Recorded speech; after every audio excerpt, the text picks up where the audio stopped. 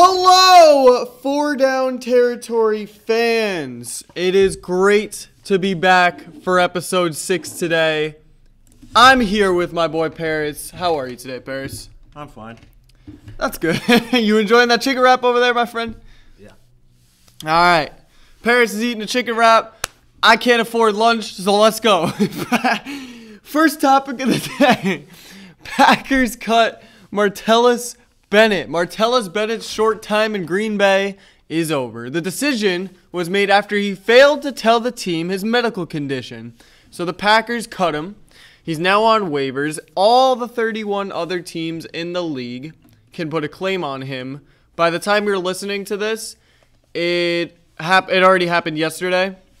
But they have until 4 o'clock today to submit a claim on him. If he doesn't get claimed by anyone, he becomes a free agent. He can sign wherever he wants. Wake up, Tom Coughlin. Jaguars need a tight end. Disappointing start in Green Bay. He had 24 receptions for 233 yards when last year he got 55 receptions for 701 yards. So it's a big decrease when he went to Green Bay. Plus, Green Bay is just a nightmare right now. Brett Hundley is garbage. He's the worst quarterback I've seen play since Blaine Gabbert. So Aaron Rodgers is dead. So yeah, what do you think about this, Paris? Now, did he refuse it, or was he just not able to get the information? Did he refuse to say? He refused. You deserve it.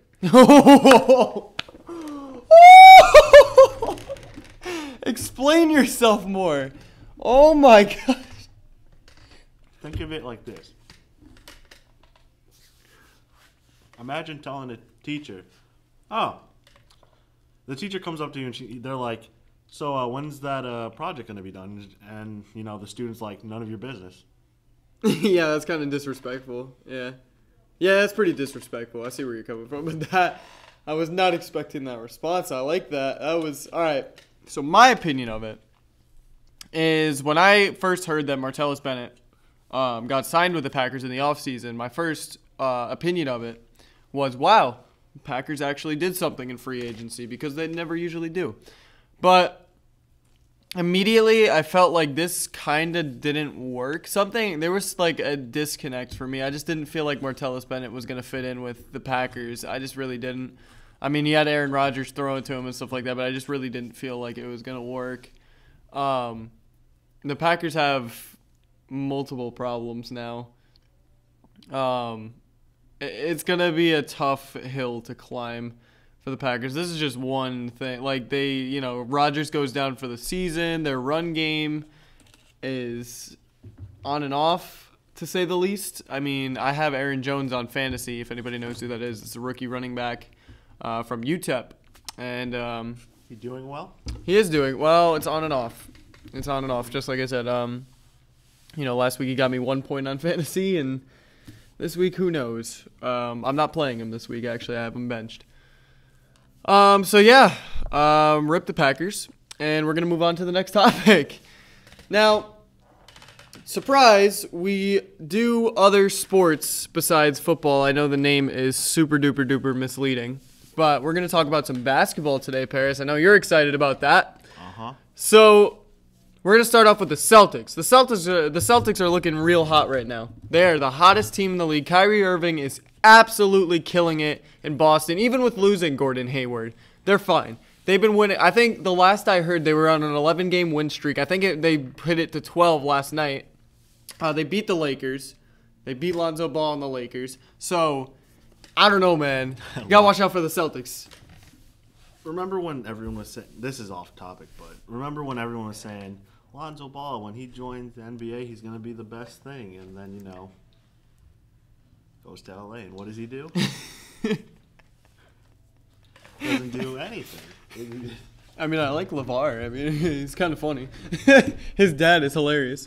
But he's also a giant goof, though. I don't know. He gets more. He gets more autographs than Lonzo.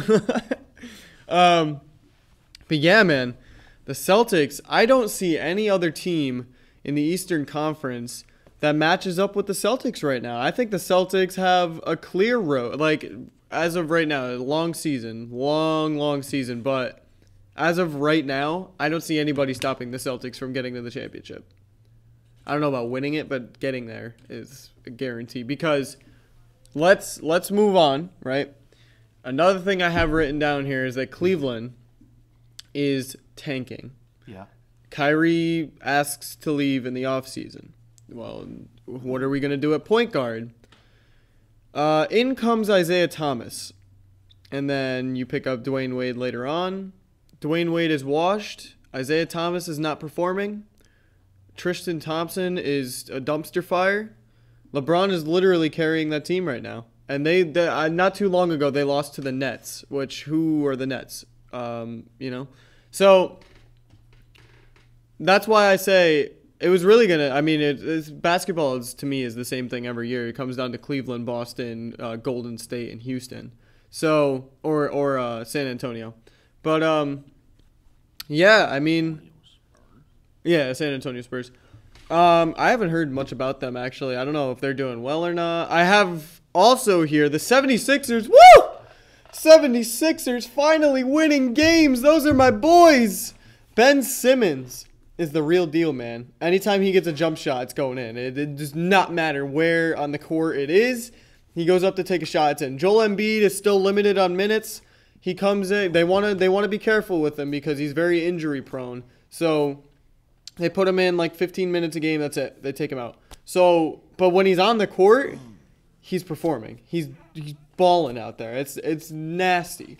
And then Markelle Fultz still has yet to reach his full potential, but when he does, that team is going to be something to reckon with. I maybe even a playoff team. Maybe. 76ers hasn't had their name like at all in the NBA in like the past 2 years. When was the last time 76ers actually did like extremely well? 76. I think you have to go back to the what's his name, Allen Iverson days. Yeah, so glad to see them back.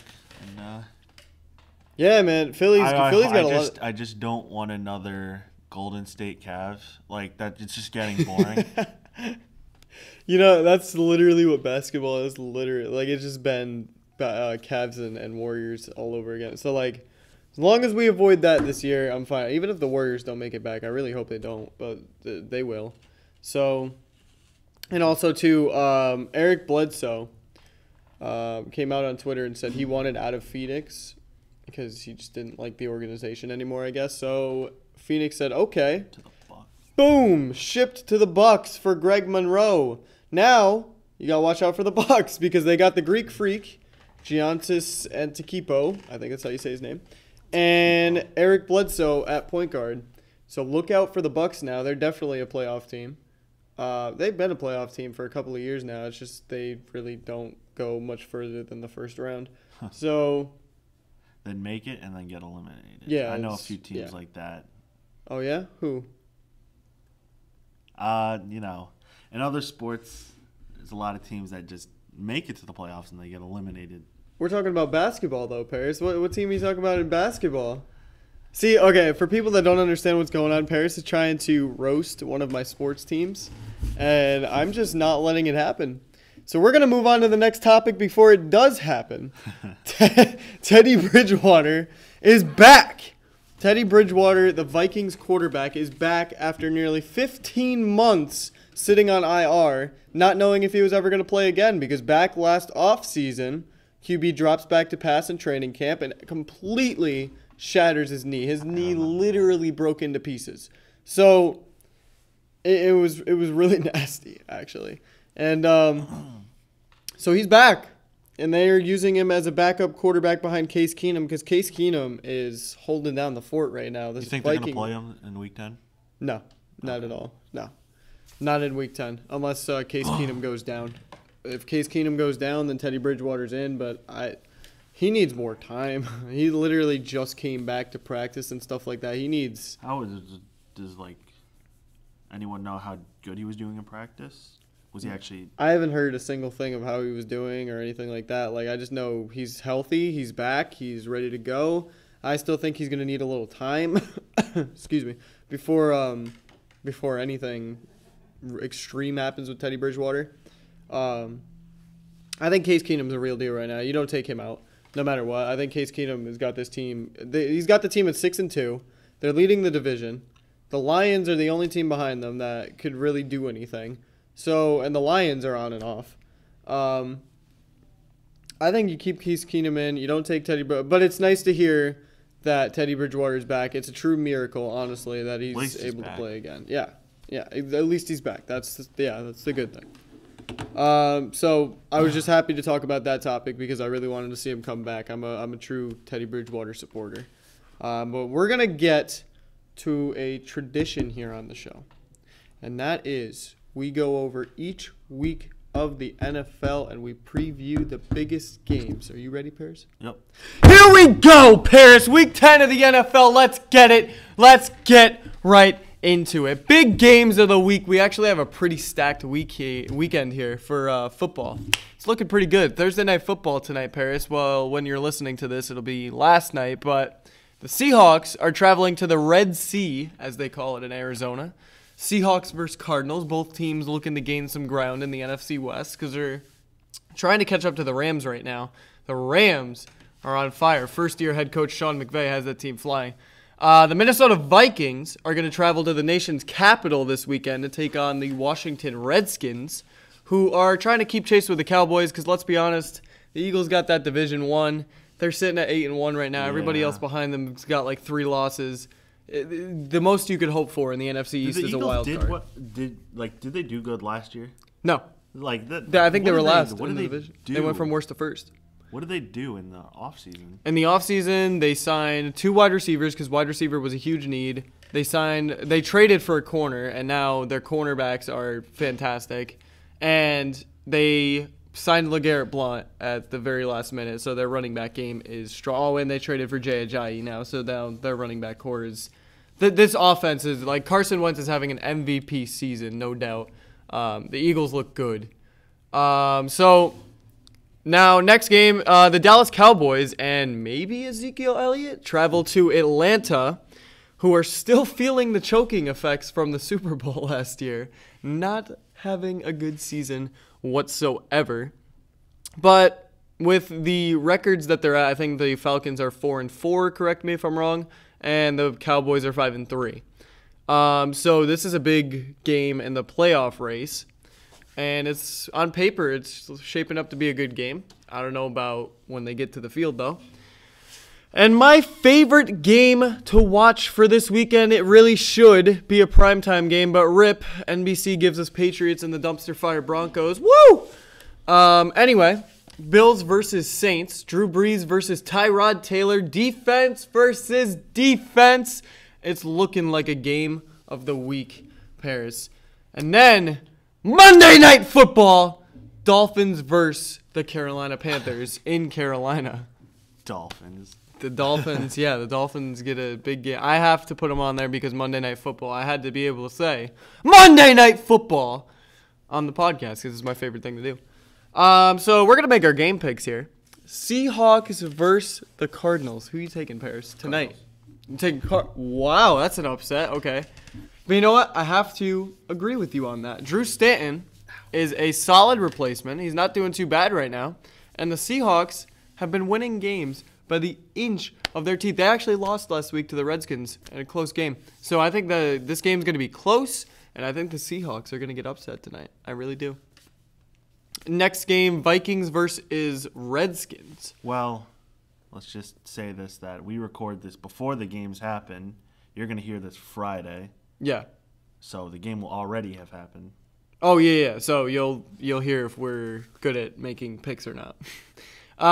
Vikings and Redskins, and this one, I have to take home field advantage where it's due. The Redskins are coming off a big win in Seattle. I think they take another win here against the Vikings. And I think that NFC North division becomes a little bit closer. What do you think? I don't know. It's pretty much... I'll say Redskins as well. That's an interesting game. Yeah. Yeah, if you look at it, I mean, they're both pretty equally matched teams. Yeah, they are. So it's going to be a close one for sure. Yeah, I'll say home. Yeah? Advantage. Yeah, home advantage takes the win. Yeah, traveling's going to be yeah, I'll say home advantage. All right. Because they're pretty much the same. A clean sweep for Washington. Moving on to Cowboys versus Falcons. And this one, I am taking the Dallas Cowboys.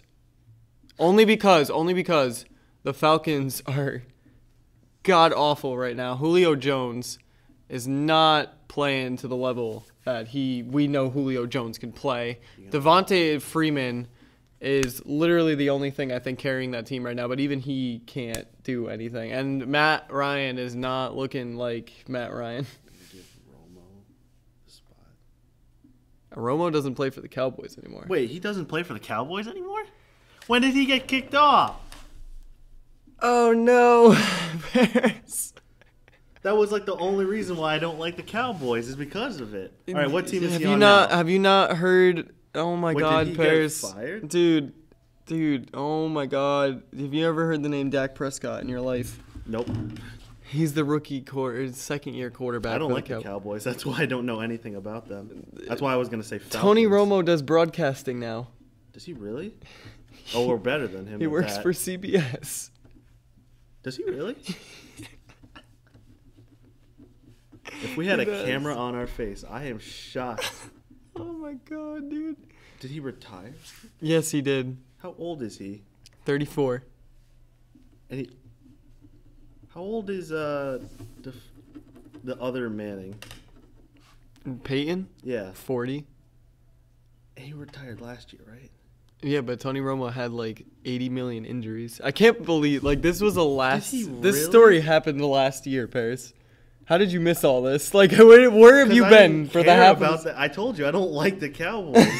So you don't like the Cowboys, so you didn't hear like the biggest story I in also don't football like for the the you don't. That doesn't have anything to do with what we're talking about. Like that, just like okay. What? Wait, when did This happened last year? This was one of the biggest football stories that happened last All right, year. I'm looking this up. Hold on. All right, you go look it up. I'm gonna move on to the next game, Saints versus Bills. I'm taking the Bills in this one because home field advantage is going to come in handy, and I'm calling it right now.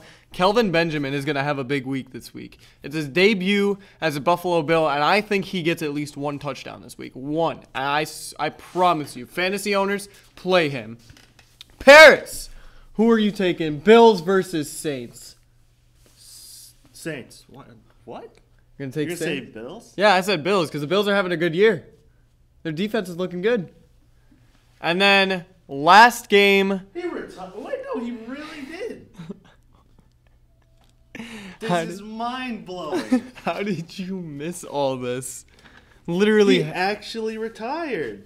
half of this episode has been you discovering that Tony Romo is just not a quarterback anymore, and everybody knew this. Everybody knew this. He retired almost a year ago. Yeah. When did this That's what I've been trying to tell you. I don't even know this. What? Oh my God. This is our lives. Dolphins versus Panthers. Monday Night Football. I'm taking the Carolina Panthers. Easy. That's an easy game to call there. Dolphins and Panthers. Who you taking? Panthers, of All course. right. There. That's what I thought you were going to say. The Dolphins.